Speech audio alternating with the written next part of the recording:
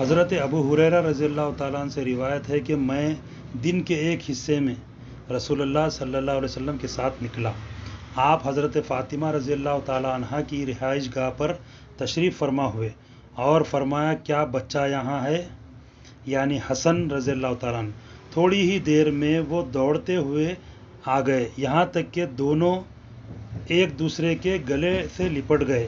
آقا و مولا صلی اللہ علیہ وسلم نے فرمایا اے اللہ، میں اس سے محبت رکھتا ہوں، تو بھی اس سے محبت رکھ اور اس سے بھی محبت رکھ جو اس سے محبت رکھتے ہیں. سرکار دو عالم صلی اللہ علیہ وسلم سیدہ فاطمۃ الزہرا رضی اللہ تعالیٰ عنہ کے مکان پر گئے. جا کر بولے میرا حسن ہے کیا یہاں پر؟ کھیل رہے ہوں گے یا حجرے میں ہے.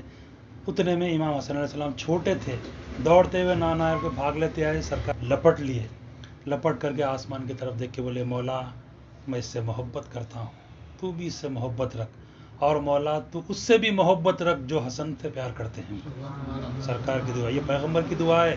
ہر پیغمبر کی دعا بھی سرکار کے وسیلے سے قبول ہوتی، یا سرکار کی ذات ہی دعا کر رہی یہاں پہ، یہ قبول ہی قبول ہے. اور جن کے دلوں میں سچی محبت حسنین کریمین کی ہے، اللہ ان سے ضرور محبت کریں گے. کئی اولیاء اللہ اہل بیت کی غلامی، ان کی اولاد کی غلامی کی عوضی ولایت پا لی وہ لوگ.